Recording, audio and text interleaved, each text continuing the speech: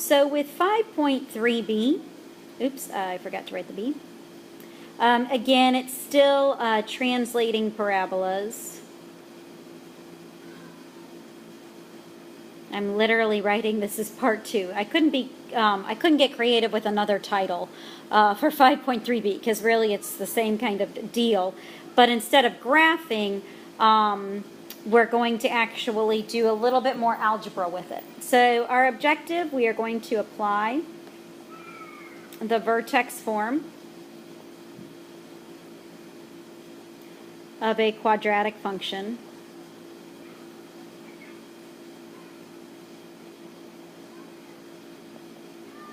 to graph quadratic functions.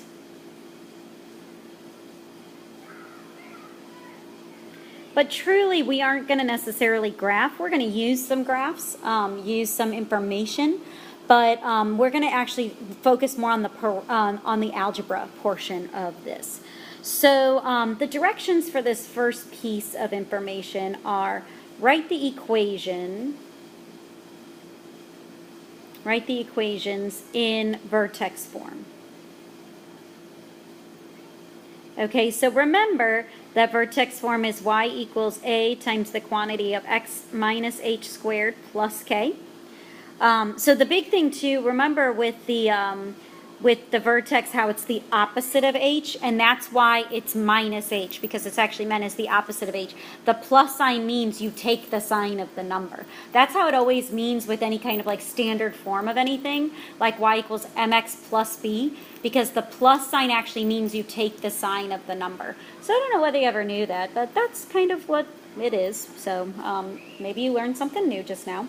So let's look at our first problem. My vertex that's given is 1, 2, and the point that's given is 2, negative 5. Now, you might gather this information from a graph that's drawn for you that you have to write the equation for, or it might just be given information that's just downright given to you, okay? So, what I'm going to utilize is, I'm going to utilize the vertex of 1, 2, I'm going to replace that with h and k.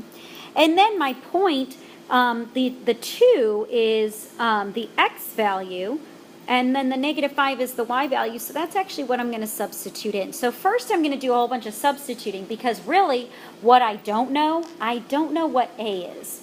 So what you actually have to do is you have to work a little bit of algebra to find out what a is, and then you can write the equation in vertex form, because vertex form, all you need is a, h, and k. Well, I already have h and k, but I'm missing the a, so I actually need to utilize the other point to find out what a is. So I'm going to substitute in y is negative 5 equals a, I have no idea what a is, x is 2 minus the 1, because that is my h, because this is h and k, squared, plus 2, because that is my, that's my k. So I'm going to first do 2 minus 1, which is 1, and then I'm going to square it. 1 squared is 1. So therefore I have negative 5 equals 1a plus 2. So again, that 1 I got from doing 2 minus 1 and squaring it. Okay? So now I'm going to subtract 2 from both sides, and I get negative 7 equals 1a. So if I divide it by 1, I'd still just get negative 7. So now I know that a is negative 7. Now I have the 3 pieces of information that I need. I needed to know a, I needed to know h, and I needed to know k. So writing the equation in vertex form, that is going to look like y equals negative 7 times the quantity of x minus 1 squared plus 2. Let me kind of erase a little bit of this because that's a little bit and that is my equation. And so I have found the equation in vertex form. Okay, let's look at another problem like this, where my vertex that's given is negative 2, 6, and my y-intercept equals 12. So again, my vertex form is y equals a times x minus h squared plus k. So in order to write any equation in vertex form, I need to know a, h, and k. And just a reminder, y-intercept means that it's going to hit the y-axis at 12. So that means my x value is 0 and my y value is 12. So understanding what the intercepts are, that's going to be incredibly important if that's the point that's given to you.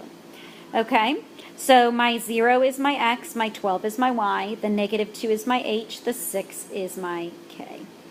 Okay, so now I need to find out what a is. So I'm going to substitute, let me do this in a different color, let's do blue. So my y is 12 equals a times x, which is 0, minus h, which is -2. So minus a negative is going to be plus a positive, squared, because we don't want to forget that, plus 6. Okay?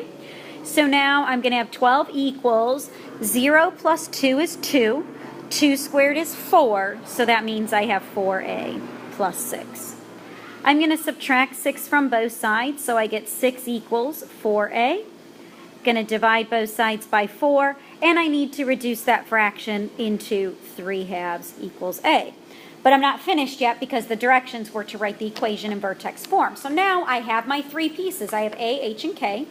So my vertex form equation is y equals 3/2 times x plus 2, because it's minus a negative, squared plus 6. And that is my equation in vertex form.